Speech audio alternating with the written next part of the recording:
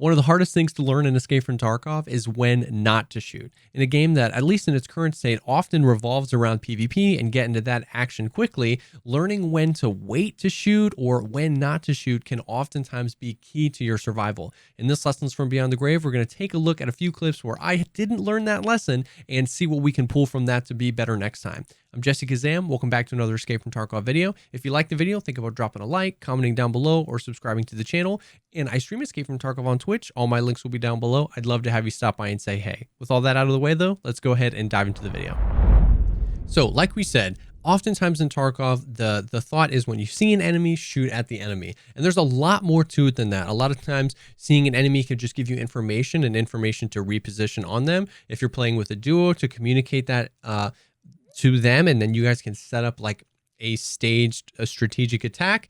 But a lot of times it's just kind of shoot first, ask questions later, and I fall to that often. So we're going to take a look at a few clips where maybe I did that and see what we could have done better in these situations. As always, we'll watch the clip in its entirety back first, and then we'll kind of go back and, piece together what we can learn and what we could do better next time. Setup here is just, we're on Shoreline, pretty normal Shoreline raid. We're in the East Wing, and we're starting to hear some stuff. I'm communicating with my duo, and then this happens. What glass? Admin glass? Or... Running? From admin? Yeah.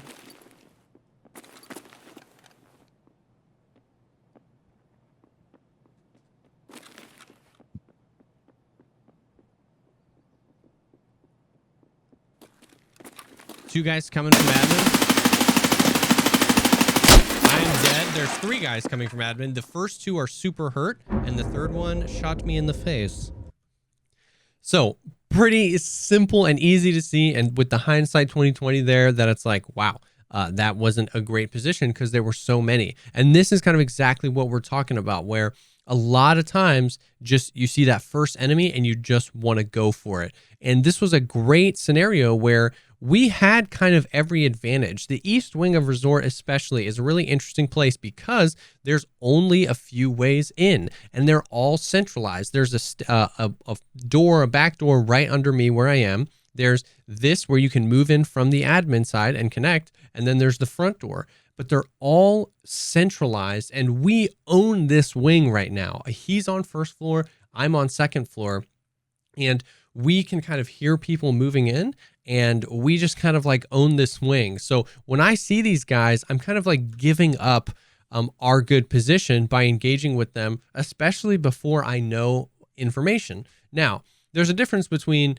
not taking a shot that clearly, you should have taken to get an advantage in a fight, and rushing your shots before you have all the information. Once again, I've got a teammate downstairs, and I called that we've got guys coming from admin, but what I could have done here is moved to a position where I could potentially be more help to him. I could have gone right down these stairs and then outside directly underneath where I am and kind of wrapped on them. And as they move in here and my friend engages with them, I break the glass, jump in, and push behind him.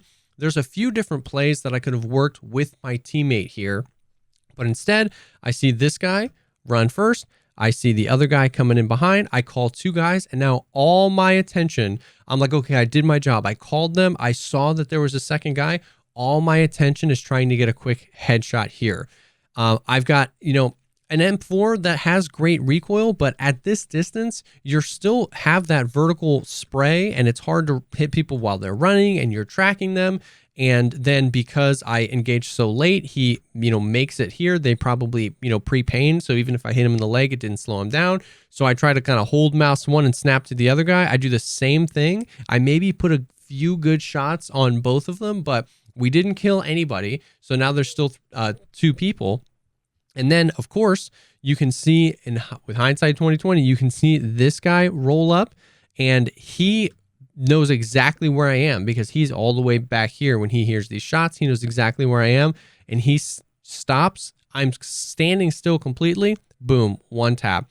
Now they've cut our team in half. Now he's probably hurt. Those first two guys are probably hurt, but I didn't really do anything to help support my teammate there. I threw out where the enemies were coming from. And now he has to 3v1 those guys. So this was like a classic example. After I died, we were immediately talking about this in chat. We're like, these guys didn't know where I was. They didn't have audio of where I was because I wasn't really moving. They were making a lot of noise. These are the times where you can use noise to your advantage, because these guys are making a stampede of noise where 3 people are sprinting. So this actually gives me time to make some moves, gives my teammate time to make some moves, because any audio we make, as long as we're not like jumping or shooting or doing anything that they know they're not doing, it can be masked under the stampede of the 3-man full sprinting, not wanting to get shot in Glass Hall. So this was a classic example of, if I had better trigger discipline, if I had waited, communicated, formulated a plan with my buddy, and then engaged with these guys, this could have been a completely different scenario. So we'll look at another clip on labs where a kind of similar thing happens. So the setup for this clip is that my teammate has already died. We're here on labs. My team has been cut down, and I know that there's a guy around here, and I'm not super comfortable with the like insanely aggro labs play style. So I'm trying to think, I want to play differently than this guy wants me to play. I know he's around this corner, and then this happens. See, it sounds like he might even be above me. But then the mag check is... He's checked his mags so many times. No fucking way. We've got a fucking rat. Kill him.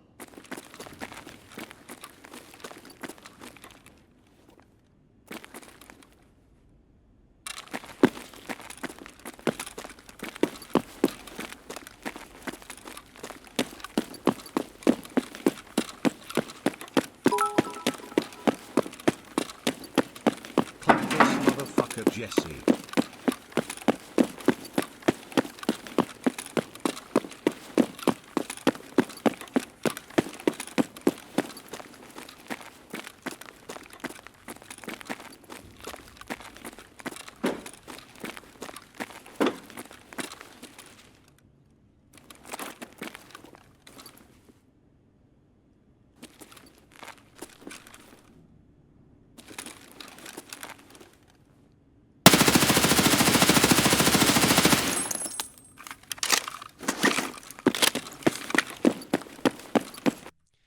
So I did end up dying this raid, but where I died wasn't where the lesson is to be learned. So we're talking about when to wait, when to gain more information. Another part of that is knowing, like just taking the extra second to think about what the situation is. You don't always have that time. A lot of times in Tarkov, you're just, milliseconds to make a decision. And then you just kind of have to do whatever you think first. But understanding when you have a second to address a bunch of different things here. So we'll talk about that once we get back.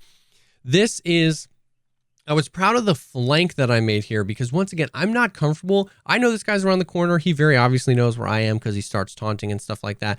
I'm not about to just like push, nade spam, AD peek. I lose those fights on labs a lot. My strength is trying to pull back, reposition, and confuse the enemy, and that plan works out. Once he starts taunting at me, I go, he wants me to peek that corner because he probably plays labs a whole lot more than me. I'm not going to give him what he wants. I don't want to give up on this fight, but I don't want to give him what he wants. So we make a really wide flank. It's dangerous. Yeah, a raider or another player could run into me, but I still like my chances doing this as opposed to just pushing that guy and playing the game he wants me to play. So we push around, we check black room because I've died in there a bajillion times. So we double check it really quick. We peek the corner and boom. I don't know what this guy, if he either fell to the flank or thought he could scoop the loot. Maybe he thought I actually ran away, but we catch this guy looting my friend here. Now it's labs, it's high octane. Everybody's got meta stuff. I don't want raiders or other players going. So I react by just going for the mag dump here. Now there was like 11 poor decisions that were made in this like 1 second time frame here. So this guy's looting. He's very obviously not looking at me. You can tell he's in his inventory because he's crouched over and his gun is like at waist height, which he only really does when you hold the gun with one hand because the other hand is in your inventory. So I know this guy's not looking at me. The thing, I should have 100% laid prone here and actually gone for like some headshots. Yes, this is a meta HK. It's got, everybody calls it the laser beam. Everybody calls it, zero recoil gun. And it does have incredibly low recoil. But I think a lot of times we get fooled into that and we eliminate a really important thing, which is distance. Any vertical recoil on a gun, the farther away you go, that vertical recoil, that tiny little jump is going to be more meaningful the farther away you are, because those bullets have more time to fly in slightly different trajectories, and they're going to end up in completely different places. So this distance right here, this, 50, 60 meters is not a great place to be standing up and mag dumping. It's, you could say go for the headshot, go for the quick head tap. I don't have an optic. And on labs with the lighting, this guy is an absolute silhouette, and he has a raid backpack on. So going for the one tap to the head, while many of you might have been able to nail that, I wasn't super confident in that. But at the end of the day, this wasn't the play, to stand up and mag dump on him. But that adrenaline, that fear that the minute you get set up for the perfect shot, he's going to run away. That's a very real fear. It'd be super frustrating if I laid prone here and then he just backed up and ran away. And I'm like, oh, I should have taken the shot. But at the end of the day, not taking a shot you should have taken is a lot of times more salvageable than taking shots you shouldn't have taken, because the enemy now knows exactly where I am and what's going on. So in this situation, taking the extra half a second to acknowledge a full auto spray here is probably going to be rough, especially if I'm standing up. If I laid prone, tried to align it where the little recoil is going to maybe bring me up to head height, start shooting center of mass and have it bring me up. This gun shoots super fast. I probably would have been able to get this kill. If we slow it down, like, you can see how many of my shots actually missed because I started center mass and then I go all the way up there. I'm trying to bring it back down. I hit some good shots on him, of course. You've got tons of blood on the back corner there. But I missed some of those key shots that happen right at the beginning. Those shots that are the element of surprise shots, the ones where he's not knowing. Then I missed those shots. Now he hears them and he immediately starts reacting and trying to back away. So this was just another scenario where the trigger discipline, understanding when and where to take the shots, because the same thing, if I had just quickly done a few single taps and either missed or hit him in the arms or legs, he would have done the same thing and backed up. So taking the time, lay prone, go crouch, do something, maybe get closer, anything other than just standing there and taking those shots. So we've got one more clip we can look at of a situation where I did a better job at picking my shots carefully. So this is kind of the opposite scenario. I'm on Shoreline, I see this guy, and I wait for my moment to make sure that I have at least a better chance to kill this guy and a backup plan if I miss. So let's take a look at this clip.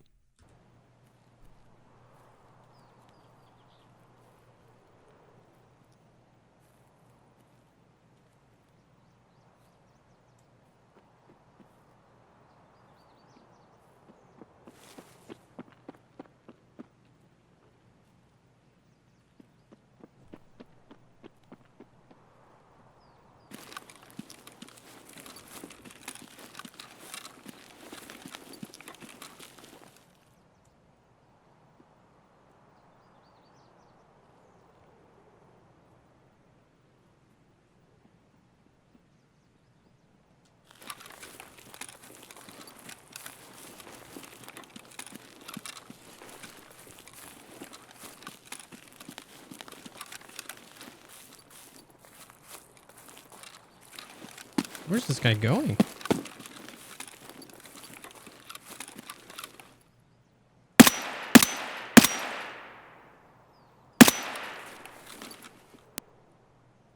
Just want to make sure he wasn't laying prone. All right, so that was definitely a little bit of a risky shot, but we can walk you through why and how I got there. So this clip immediately starts off with me seeing this guy, and I'm doing the thought process here is twofold. One, there's way too much cover and way too much stuff blocking my vision of him to be engaging here, to just go for that. Let me just full auto spray and hope he dies. There's cover he can get to. He can get to this thing. There's tons of trees. If he turns on me while I'm trying to move and then gets a shot on me, I'm going to be super frustrated that I pushed that shot. So we wait. The second thing I'm doing here is identifying if there's more of them. For all I know, 2 more guys are going to come up over this hill, and this guy just has more endurance, so he got here first. So I'm waiting to see if there's another enemy, and I'm choosing that this is not a good time to be engaging with this guy. He starts moving around. I think he's going to go in this building. He doesn't. He moves over to the side. We continue to stalk him, and I'm starting to get confused because I really thought he was going to go into the weather station there. And right before we kind of like sprint over this hill, because I think he's going left, I kind of spot him over here on the right. And now, once again, I don't have an optic. So this is definitely a little bit of a risky play here, right? Like this, if I had something like a Valde, this would have been a much easier shot to take. But my thought process here is, once again, by this time, I've identified that it's only one person. And secondly, I have an escape route. When the clip started, I'm up here on this mountain. Directly behind me is just a mountain to jump off of. That's it. Directly to my left is a chain link fence. Directly to my right is a mountain to jump off of. And this guy's in front of me. So not only am I unaware of how many there are, and it's a bad position to shoot, that if he puts some shots on me and I need to retreat, I don't have anywhere to go. At this point, when I see this guy, moving to the right or to the left are much better options. Moving to the back isn't a terrible option either, because I can hook around the weather station. I've got options if this guy turns on me or if I get third partied or something like that. So given I know it's one, and given that I have a backup plan now, I've got the PK06 on the tiny little dot, and we try to go for some quick taps, and that second shot dropped him. I threw some extra just to make sure he wasn't prone, because I can see the tip of his backpack there. But that second shot, boom, dropped him. So this is what I've talked about in a lot of my videos on waiting and giving yourself the opportunity to end the fight before it's begun. And a lot of times that means getting some extra knowledge. So I hope that this helped. I hope that this video kind of broke down and maybe showed you one of the reasons why you're dying a lot, whether you're playing with a squad or playing solo. Sometimes acquiring the information that you need, sometimes waiting, learning that trigger discipline, waiting just a few seconds can be the difference between a super frustrating death and, ending a fight before it's even started, or, wiping a squad or something like that. So hopefully you can apply this to your gameplay and use this principle to start winning more fights in Escape from Tarkov. Thank you so much, as always, for taking the time to check out the video. If you liked the video, think about dropping a like, commenting down below, or subscribing to the channel for more content like this. I stream Escape from Tarkov on Twitch. All my links will be down below. I'd really love to have you stop by and say, hey, you can ask any questions. And if you're looking for people to play with, our Discord is an awesome place to be. That link is down below as well. Thank you again for stopping by, and I will definitely see y'all on the next one.